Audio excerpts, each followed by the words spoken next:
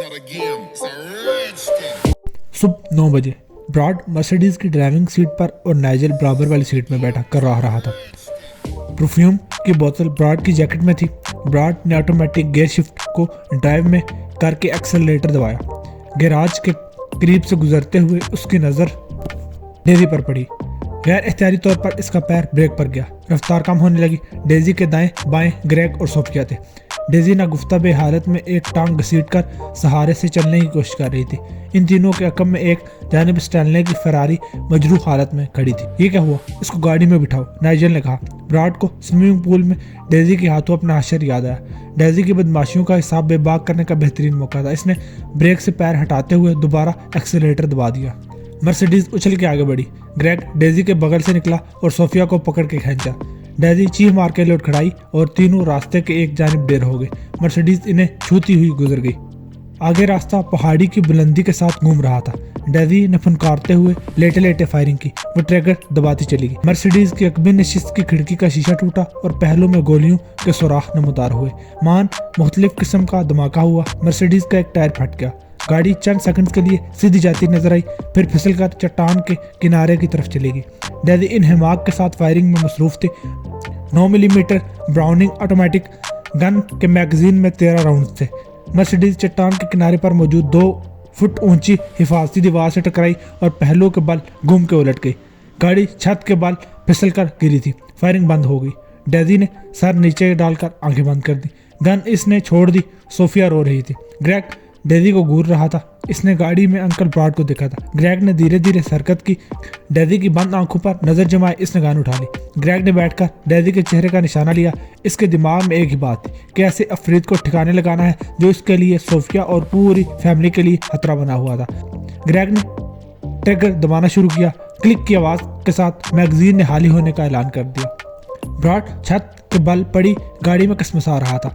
गर्दन और बाजू में दुखन का एहसास हो रहा था। खुद से ज्यादा इसे जीप में मौजूद डायबरी की बोतल की फिक्र थी। अगर बोतल टूट गई है तो कार एक्सीडेंट में इसका बचना बेमानी था। बोतल को टूटने के बाद इसने हाथ पैर हिला कर देखे, फिर नाइजल पर नजर डाली जो बेहिस्सों बेहरकत पड़ा हुआ था। वो पहले ही हासा जख्मी था, अब गालिबन मौत से गले मिल रहा था। ब्रॉड थोड़ी सी जद्दोजहद के बाद टूटी हुई विंडस्क्रीन के रास्ते बाहर निकला। कदमों पर आने के बाद इसने गहरी गहरी सांसें ली और इधर उधर नजर दौड़ाई। घर की सिमत से गालो और स्टैनले दौड़ते हुए इसकी तरफ आ रहे थे। गालो डेजी के करीब रुकी। दोनों बच्चे खौफजदा लेकिन जिस्मानी तौर पर ठीक थे। गालो ने फिरारी की सिमत देखा जिसके शीशे टूटे, बॉडी पर डेंट पड़े हुए थे। क्या हुआ? गालो ने सवाल किया। इसने हम पर फायरिंग की थी, मैंने गाड़ी से टक्कर मार दी, ग्रेग ने कहा। स्टैनले भी इनके करीब पहुंच गया। गालो ने डेजी की गर्दन पर नब्ज तलाश की। वो जिंदा थी लेकिन नब्ज कमजोर थी।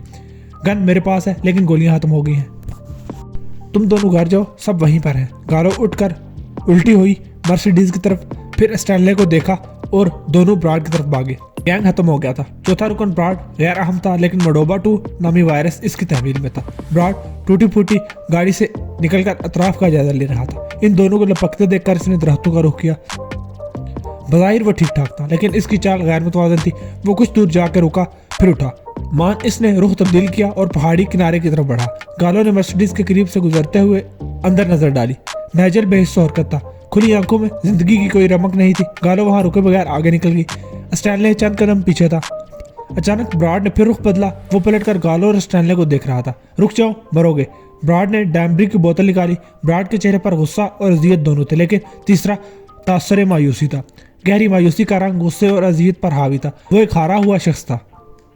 मालूम था रिश्ता जिसमें जहां सब कुछ लौटा बैठा था वो हाली हो गया था। अब खोने के लिए कुछ न था। गालो इसे गौर से देख रही थी। ब्रॉड खुद को और फैमिली को, दुनिया को खत्म करने जा रहा था। इसके चेहरे पर गुस्सा और दुख तहय्युल हो गया था। वहां वीरानी ने अपना डेरा डाल दिया था। आंखों में मायूसी की जगह वहशत ने जगह बना ली थी। गालो ने दरमियानी फासला नापा और एक कदम आगे बढ़ाया। रुक जाओ, ब्रॉड ने हाथ बुलंद किया। आंखों में मायूसी की जगह वहशत ने ले ली थी। गालो ने दरमियानी फासला नापा और एक कदम आगे बढ़ाया। रुक जाओ, ब्रॉड ने हाथ बुलंद किया।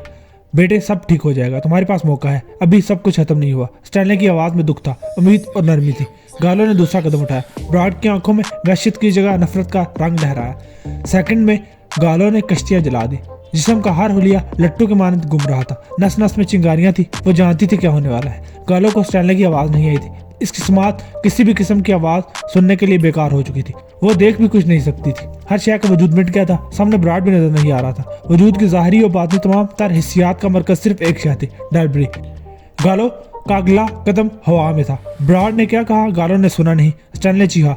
इसका मुंह खुला रह गया। गालो ने सुना ना देखा। इसकी आंखें परफ्यूम स्प्रे को देख रही थी। शमात सामा हसियात का फंक्शन तब्दील हो गया था।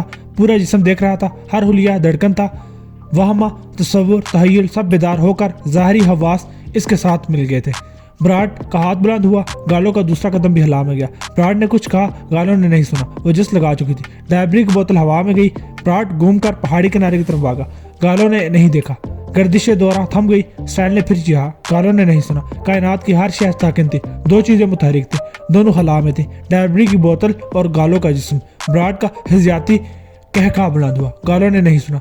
स्टैनले की आहरी दहशत आमेज चीख बुलंद हुई। गालो ने नहीं सुनी। परफ्यूम की बोतल वापस आ रही थी। गालो का हवा में उड़ता हुआ बदन परफ्यूम के नीचे नहीं था। गालो ने हाथ बढ़ाकर पंजा खोला और परफ्यूम की स्प्रे की बोतल इस मुट्ठी में महफूज कर ली। गालो का जिस्म बेढंगे अंदाज में जमीन से टकराया, मगर वो भी लाहिर बोतल को बचाने में कामयाब हो गई। ब्रॉड पहाड़ी से कूदने वाला था। वो लम्हा भर के लिए हिचकिचाया और स्टैनले ने इसे कमर में हाथ डालकर पीछे खींचना चाहा। दोनों गिरे। ब्रॉड ने खुद को छुड़ाने की कोशिश की। बस करो, घर चलो, स्टैनले ने कहा। वायरस गालो के पास महफूज है। चलो सब ठीक है। ब्रॉड मुस्ताद जज्बाती मद्दोजर के बायस खुद को गोया तशन्नुज की कैफियत में था। कुछ देर बाद इसके जिस्म की लर्जिश एतदाल पर आ गई। वो निडाल बेहाल था। स्टैनले ने सहारा देकर इसे खड़ा किया। वो सब लिविंग रूम में थे। घर के अंदर बर्पा होने वाला तूफान क़यामत थम चुका था। एक रात में शुरू हुआ था और खत्म हो गया था। स्टैनले ब्रॉड के मोबाइल पर एम्बुलेंस सर्विस से बात कर रहा था। ओल्गा ह्यूगो की मरहम पट्टी कर रही थी। मरिंडा, टॉम और लोगान की देखभाल में मसरूफ थी। ब्रॉड आंखें बंद किए फर्श पर लेटा हुआ था। गालो की माँ कैरोलिन के साथ बातें की जा रही थी। ग्रेग और सोफिया एक कोने में खामोश बैठे। गालो ओडेटा को कॉल कर रही थी। हेलीकॉप्टर कितनी दूर है? वो ओनोब्रन में हदायत का मुंतज़िर है। ओडेटा ने जवाब दिया। क्यों?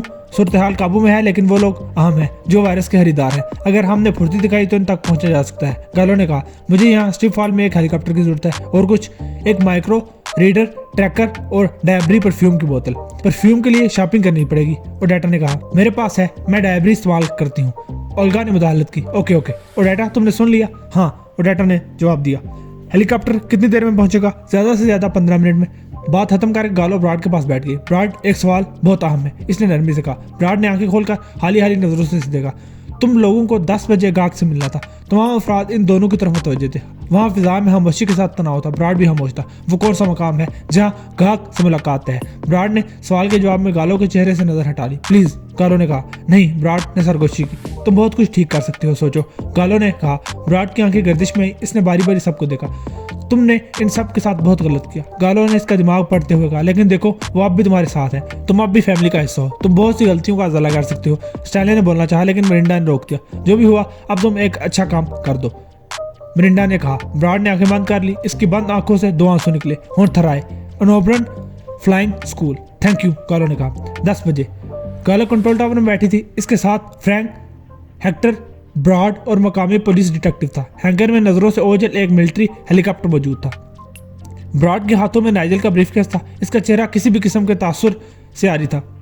वो हदायत पर रिपोर्ट के मान अमल कर रहा था। चारों टावर की खिड़की से बाहर देख रहे थे। बिखरते बादलों से जांगता हुआ सूरज एयर स्ट्रिप को चमका रहा था। ताहम हेलीकॉप्टर का कोई इतना पता न था। कॉल क्यों नहीं आई अभी तक? गालो ने बेचैनी महसूस की। चंद मिनट की ताहीर गैर मामूली बात नहीं, फ्रैंक ने कहा। एन इसी वक्त बादलों में से एक हेलीकॉप्टर की झलक नजर आई। ओडेटा स्कॉटलैंड यार्ड के ऑपरेशन रूम में थी। गालो ने हेलीकॉप्टर देखकर ओडेटा को कॉल की। ग्राहक पहुंच रहा है, नंबर बताओ, ओडेटा ने कहा। गालो ने दूरबीन आंखों से लगाई और रजिस्ट्रेशन नंबर ओडेटा को बताया। हेलीकॉप्टर कंट्रोल टावर से 100 गज फासले पर उतरा। फ्रैंक ने ब्रॉड को देखा। सुकून से रहना, गालो ने कहा। बताना कि मौसम ने परेशान किया था, लेकिन काम हो गया। ब्रॉड ने ब्रीफकेस संभाला और कंट्रोल टावर से उतरना शुरू कर दिया। गालो इसे ज्यादा देख रही थी। ब्रॉड 24 घंटों में मुतअद्दिद बार आजमाइश से 2-4 हुआ था। आखिर में कार क्रैश के साथ ही वो अंदरूनी तौर पर भी क्रैश हो जाता। जज्बाती तौर पर टूट फूट गया था। वो कुछ भी कर सकता था, बहक सकता था, या कोई गलती कर देता, या फिर आने वालों को शक हो जाता। वो दोनों हेलीकॉप्टर के बाहर खड़े थे। एक के हाथ में सूटकेस था। ब्रॉड कंट्रोल टावर से निकलकर हेलीकॉप्टर की तरफ बढ़ा जा रहा था। इन दोनों ने ब्रॉड की तरफ चलना शुरू कर दिया। गालो के मोबाइल फोन की घंटी बजी और डाटा की कॉल थी। एडम हॉल लंदन में हैकर है। हेलीकॉप्टर उसका नाम रजिस्टर्ड है, और डाटा ने कहा। पायलट के फ्लाइंग प्लान के मुताबिक हेलीकॉप्टर ने शानबाग से हेथरा हेलीपोर्ट जाना है। मतलब एडम हॉल हमारा आदमी है। बिलाशुबा हम अरसे से इसके पीछे हैं, अब इसके दिन गिने जा चुके हैं। लाइन पर रहो। गालो ने बाहर तीनों आदमियों की तरफ देखते हुए कहा। ब्राड ने ब्रीफकेस खोल कर दिखाया। एक आदमी ने सूटकेस खोला। अंदर 50-50 पाउंड के नोटों की गड्डियां थी। ब्राड ने हंसपे हिदायत एक गड्डी उठाकर जांचने की अदाकारी की। दोनों पार्टियों के दरमियान मुखसर सी बात हुई। ब्राड ने टावर की तरफ इशारा किया। उन दोनों ने हाथ मिलाकर सूटकेस लिया और वापस चल पड़ा। इन दोनों से हाथ मिलाकर इसने सूटकेस लिया और वापस चल पड़ा। काम हो गया, वो वापस जा रहे हैं। गालो ने ओडेटा को बताया। ट्रांसमीटर बोतल के ढक्कन में है, तुम्हें सिग्नल मिल रहे हैं, लाउड एंड क्लियर, ओडेटा ने कहा। बॉक्सिंग डे शाम 7 बजे। 32 घंटे गुजर जाने के बावजूद पुलिस मुतवातर हदफ को ट्रैक कर रही थी। लंदन की सर्द फिजा में क्रेमलिन से शुरू होने वाले का ड्रॉप सीन तैयार किया जा रहा था। गालो ओडेटा क्रेसी के साथ आडी में बैठी थी। 2 सुराग रसा हमरा थे। हेलीकॉप्टर हस्बे तवक्को लंदन के जनूब मगरब में लैंड कर चुका था। गुज़श्ता शाम गालो ने स्टैनले के साथ 1 घंटा मीटिंग की थी। बाद अज़ां लंदन प्रवास कर गई थी। लंदन में रात इसने ओडेटा के फ्लैट पर गुजारते हुए भरपूर नींद ली। दिन में एडम हॉल की रिहाइशगाह पर पार्टी का इख्तिताम था। वहाँ मुख्तलिफ कौमों से ताल्लुक रखने वाले मेहमान मौजूद थे। माइक्रो ट्रैकर परफ्यूम की बोतल में ढक्कन में था।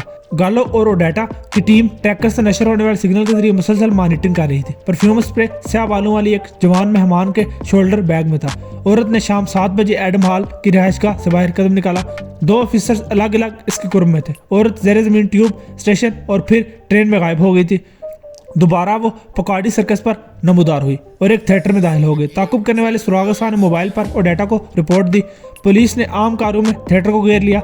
गालो और ओडेटा भी वहां पहुंच गई। 2 ऑफिसर्स के हमरा वो अंदर चले गए। अंदर एक कितार में पहले ही लिए गए टिकट देखे जा रहे थे।